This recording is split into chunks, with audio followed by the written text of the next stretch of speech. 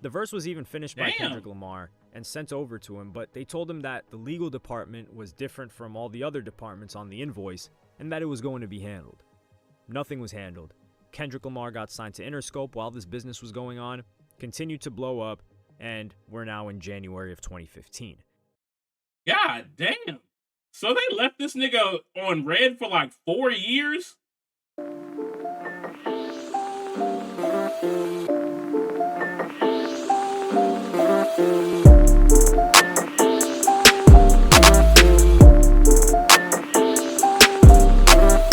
What's going on, YouTube? How y'all feeling today, man? All right, today's video, we're going to be looking at Kendrick Lamar got sued for scamming and lost by Hello Asinine. This video was recommended by the homie Song. Let's see what this video was hitting on, y'all. Kendrick Lamar is the people's champion, or at least that's what Johnathan Emile thought before he would have to face the worst setback and This nigga is The Rock now, nigga? All right, kinda. Why kinda? pretty much killing of his entire career. What's wrong? It's 2011. Kendrick Lamar is still not really Kendrick Lamar, and is quite reachable. And that's exactly when independent Canadian music artist Johnathan Emile, who was also a fan of Kendrick, decided to reach out to him for a feature. Okay. In 2008, an 18-year-old Freddie Villanueva was killed by police in Montreal, Quebec, Canada. It would be the spark for Johnathan Emile's song Heaven Help Them, that would release in 2009 with lines like, "When a cop dies, we're all mortified, but when a cop kills, he don't need no alibi." He wanted to re-release the song, polish it up, and with his own words, quote, add a different dimension to it, He wanted and Kendrick reached out on to it. Kendrick Lamar. I asked Kendrick Lamar to be a part of the song in the fall of 2011. We didn't really have any relationship with him at the time, so we basically cold called him and sent in a random email to his management asking if he was willing to collaborate. They said we would need to pay 2 installments, and we agreed. Hey, what if this nigga emailed like the wrong place? That's what I'm thinking. This nigga probably emailed the wrong place and was like, can I get in contact with Kendrick Lamar? And them niggas was like, hey, what's good, Sky? And them niggas was like, you know what? We do know a Kendrick Lamar. You pay for features, right? That nigga probably tried to email Top Dog, and the email was like Top Dog 123 or some shit. The nigga emailed the wrong people. That's what I'm thinking was happening, but Kendrick still lost the lawsuit, so we gotta continue to see what's going on from here, man. How you feeling today, Sky? This was before Kendrick Lamar was even signed to Interscope. Top Dog told Emile, Top Dog is the CEO of Top Dog Entertainment, which is the record label that originally signed Kendrick Lamar. And he told him that Kendrick was feeling the song and was cool enough with the beat, subject matter, and the collaboration. The business would be 2 payments, like we said, with Top Dog saying that the paperwork would be handled by TDE lawyers at Emile's cost. So he put together money for the feature, which was a couple $1,000s. Mixed by Ali, the engineer for Kendrick Lamar and TDE, sent him the sample of the verse after the first payment, and then the full song in early 2012 after all of the transactions were done. Okay. Emile wanted to follow up with lawyers to make sure everything was above board, but there was no longer any communication. He reached out to Kendrick's lawyer, Josh Binder, Interscope, TDE, nobody would reply. He even said that when Top Dog sent the final files for the verse, they didn't even give him the a cappella vocals. The verse was even finished by Kendrick Lamar and sent over to him, but they told him that the legal department was different from all the other departments on the invoice and that it was going to be handled. Nothing was handled. Kendrick Lamar got signed to Interscope while this business was going on, continued to blow up, and we're now in January of 2015. God damn. So they left this nigga on red for like 4 years? Nah, bruh. I don't know if Kendrick actually did the verse. He probably don't know nothing about this. Management team is probably grimy from the beginning. We actually have a video on TDE about one of their rappers, which I may or may not put on the description below. But yeah, we already know TDE is in some grimy shit. So they didn't just start being grimy out of nowhere. I'm pretty sure they was grimy from the get-go. They probably like heard the song, did all this, and didn't even present it to Kendrick, bro. That's probably what happened. and then radio silence. They just forgot about it. They got their money and just said, "Fuck that nigga." Don't nobody know this nigga. Who the fuck listens to conscious rappers? Who raps about conscious shit? Who and who does it? Who does it better than Kendrick? Not you, bumboy. Out of here, nigga. Emile is gearing up to release a new album and wants to use the song with Kendrick as a single. Anticipating a release on January 19th, he sent Kendrick Lamar's team a message 2 weeks ahead of time with the response, "Oh, I don't remember this happening. Why don't you just send me the song attached?" Which Emile had already done, multiple times. They had even confirmed they received it, but still, no reply. That's crazy. The days went by and another message was sent out. The song hadn't really changed from what they did in 2011. No response. Another email sent some days later. That is crazy. With no response. The Billboard article and interview with Kendrick Lamar was released, so he decided to push back the song, and he put it out 2 days later. We sent another email saying, "Okay, the song has been out for 2 days. You haven't been communicating, so we just tried to put out a statement that sort of goes in line with what Kendrick has been saying, you know?" That's when the song started to go viral, and we still had very little communication. Usually we would get a one-line email. We'd write a paragraph, but they'd give us one-line email. We tried to reach them over the phone, unreachable. But that day I did receive a phone call from a person who was pretty adamant about the fact that if the song stays up, Interscope was going to take it down. We paid for it in good faith. We tried to communicate, but the communication wasn't there. And this was done before Kendrick was signed to Interscope. So we don't really understand what the problem is. If you guys had a problem, we gave you weeks to let us know. Oh, so this nigga really did do the verse, but it was management that fucked him over. It was management that fucked over this rapper. Damn. I don't think Kendrick is at fault here, because I don't think he knows about all this shit in the background. There's some crazy shit going on in the background, bruh. I don't think he knows any of this shit is going on right now. Or back then, he didn't know at the time what the fuck was going on. He may have just finished the verse, gave it to his management team, was like, "Here, just send it back to cuz, and we done. We got the money, we got the verse. Over with." Almost immediately after, he was phoned by Top Dawg himself. During the call, Top Dawg threatened that Interscope and Universal Music Group would take down the song. Damn. He alluded to possible legal action and took a highly aggressive stance. He also threatened that I would burn my bridges with TDE and that it was bad business for me to not listen to him. What? It's hip-hop, so tough talk and bullying comes with the territory. I asked him why didn't he tell me not to release the song. He evaded. So I informed him that I had every right to have the song released and there was nothing I could do because it was live on the internet and scheduled for iTunes release. I proposed to remove the song if I was refunded, but Top Dawg refused. I asked to speak to someone at Interscope or UMG.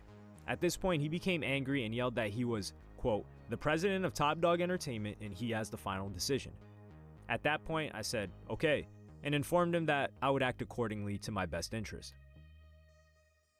It wasn't long after, just a couple of days, That's crazy. 8 days total. Bruh, what was the song? What was the song that went viral? After the song was released and accumulated hundreds of thousands of plays on each platform, that he got the following email notifying him that he was, quote, infringing on copyright and had his song taken down on all platforms. Heaven Help Them, featuring Kendrick Lamar. Y'all remember that song? I might actually remember the song if I actually played it. He asked them if they were going to refund the verse, and they gave him some metaphorical reply comparing verses to fruit that needs to be shared when it's made or bought, as opposed to letting it get rotten over time. Even whilst going through this tumultuous situation, Emile's ideal outcome was still the same as day one. I would just like to see the song be out there and split royalties and recognition for it like we intended in the first place. For me, it's not about the money. The biggest thing for me is I was trying to make a song with a message, and I'm trying to do that now.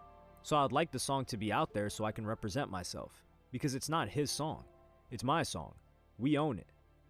It's difficult to explain and put into perspective how much Emile lost in this exchange. Not just the price of the feature, but this song was really blowing up and would have been massive for his career if it didn't get taken down as fast as it did. This was 2015. Maybe it's because it got taken down so fast I didn't hear it. That's probably why we didn't actually hear that shit, because it got taken down so fast. But I know YouTube probably got it up somewhere. YouTube definitely. The Billboard cover article that Emile is referring to is the following, with this headline: Kendrick Lamar on Ferguson, Leaving Iggy Azalea Alone, and Why We're in the Last Days, with the subhead, Kendrick Lamar talks to Billboard about his upcoming album, police violence, and more. Killing by police officer is exactly what Johnathan Emile's song was about in 2009.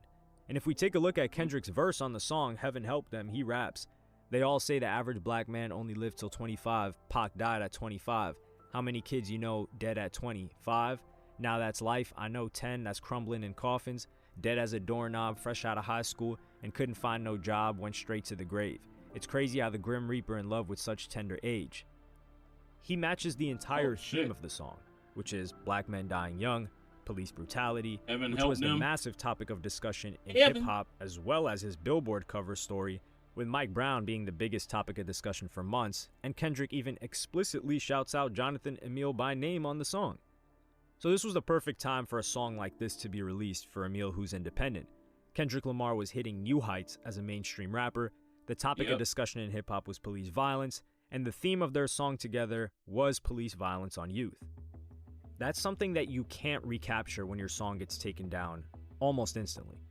So Emile did the last thing he could do to at least get his money back and prove he didn't steal the verse, which a lot of fans thought after it got taken down, and that was to sue. He filed a lawsuit on October 24th. But suing these niggas suing them niggas for like a couple $1,000s, this nigga probably paid more in lawyer fees than what he paid for that verse. I don't know. Maybe if he wins the lawsuit, he considers that a W throughout the whole process, but I don't know, man. I wouldn't want to get like lawyers involved in all this shit, bro. That would be crazy. I would actually try to call Kendrick himself, bro, and see what the fuck happened. And see what the fuck actually happened. Like, hey, bro, I know you got this verse. I paid for this verse for you, bro. Like, what happened? And that nigga probably don't know what the fuck was going on behind the scenes. He ain't know what the fuck was going on. It was probably Top Dog and them that fucked him over. It probably had nothing to do with Kendrick. 2016 in Quebec against Top Dog Entertainment, Interscope, and Universal. And it said the following. The plaintiff seeks from the defendant the amount of $15,000 after one of his songs was, quote, taken down from social media, YouTube and SoundCloud by the defendants for 2 months due to their report that the upload was infringing their copyright. The defendants failed to contest the application. No specific evidence of monetary loss was made at the hearing. The Copyright Act does not require such evidence to be made. The plaintiff has submitted the court invoices from his lawyer totaling $1975. It's only after the intervention of this lawyer that the song was reinstated on social media. While the song was down and even after it was reinstated, it's clear from the evidence provided that the incomes of the plaintiff and his reputation was negatively affected from the false report of the defendants. The court ruled in his favor, partially because they just didn't show up or even address it, and he was awarded about $6,400 USD plus 5% interest. The song was reinstated and is available on Spotify and other platforms today. Oh, it's out now, okay. But they had to be re-uploaded, so all the old views, attention, and comments were gone. This was almost 2 years later. People had moved on, alongside the momentum, which is something you can't recapture. Yeah. Damn, that's fucked. A lot of folks really did think that the Kendrick verse was stolen. He added that he lost the momentum to promote the song. We did what we had to do to get the judgment. And while they ended up getting the judgment, the momentum was long gone, unable to be replicated with the perfect timing, perfect place, and perfect collaboration to take Emile to the next level. That's Having crazy. never directly interacted or spoken with Kendrick Lamar, he decided to pen a public letter to him in 2017 after UMG tried to revoke the decision of the court case and take the song down again. He states, "That's crazy. This is not an attack, this is not a criticism or an affront to your character. I truly hope you'll hear me out, and I also hope we can avoid our representatives seeing each other at our recently canceled court date in Montreal on March 28th. As an independent artist, we face challenges. One of the reasons I wanted to work with you initially is because you were a champion of independent thought, independent artistry, and independent of the industry. I won't pretend to know just how much control you have over your career or business, but I do hope that you'll read this letter and understand what the action of your team and label will do to independent artists. Top Dog later confessed to my lawyer, who signed a sworn affidavit, that he personally asked Interscope and UMG to remove the song because he felt disrespected. Still, your label, through its lawyers, has refused to honor the court's decision. They have continued the bullying and intimidation in an attempt to strong-arm me.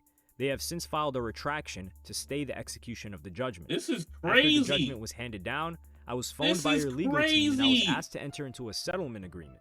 Of course, I cannot discuss any of these details. A day after sharing the first version of this letter with select media outlets for consideration, I received a phone call from the court informing me that the application to revoke judgment was withdrawn. Still, UMG has hell not signed the nah. documentation to close the legal procedures, admit fault, and obey the court order. In essence, this reveals UMG will continue their legal action to undermine my rights as an artist, and by extension, the Canadian Charter. By removing my That's song, crazy. TDE broke the law and set a small legal precedent for artists whose work is being silenced and censored.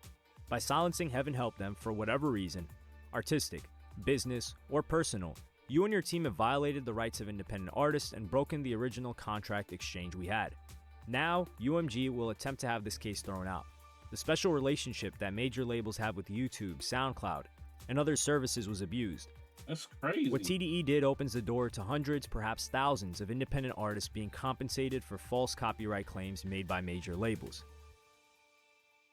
As you can clearly see, the honor and integrity you represent as an artist is not being mirrored by the people who represent you. Never have I spoken ill of you, lashed out at you, or attacked you. Hey, that's a fact. Because as an artist under a label, you don't own your music. So Kendrick probably didn't know what the fuck was going on behind the scenes.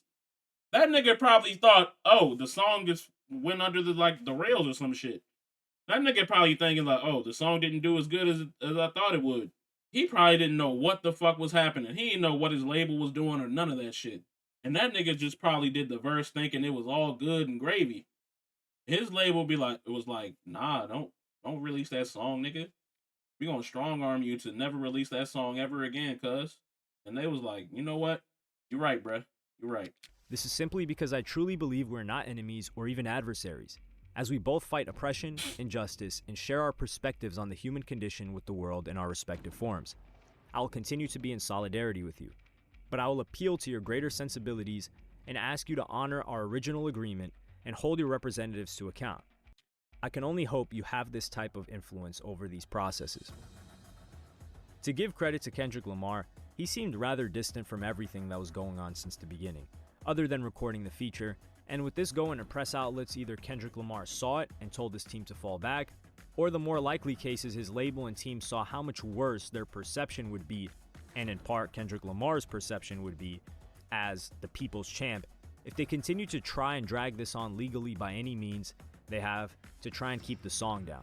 And if we're all being honest here, the first takedown they did was enough to decimate the traction of the song, as well as any indication that this happened past a couple of days.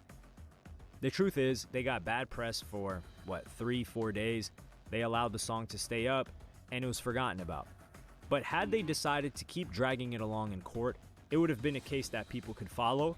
One of the small independent artists who was supporting the same causes that Kendrick Lamar was supporting, yet he was against the behemoth that is a major record label and one of the biggest rappers in the whole industry that's supposed to be for the small guy that's trying to take down the small guy that's sharing the same message as him when he already paid him for the feature. This is not the type of ongoing press that someone who's on Kendrick Lamar's team, or any artist for that matter, would want. Unless you're Sting and... Hey, y'all think that was the downfall of TDD? Y'all think that's what Kendrick was thinking? Like, hold up. These niggas doing some shady shit behind my back. I don't want to be with Top Dog anymore. Y'all think that was like the thing that started everything? Hey, could be, man. And about that paper when someone uses your music, which is completely understandable and a different story. Unfortunately for Emile, this never really ended well. Kind of ended in a tragedy. For Kendrick Lamar, he continued to be fine, but this is something that happens all the time in music. It's just that we rarely ever get to hear the actual story, and this is probably one of the incidents where the upside to this having had stayed up would have been so much higher than all the other times we hear about a story like this. W video. I fuck with that video. All right, YouTube. Thank y'all for watching. Please like, comment, and subscribe on the bottom. And I'll see y'all next time.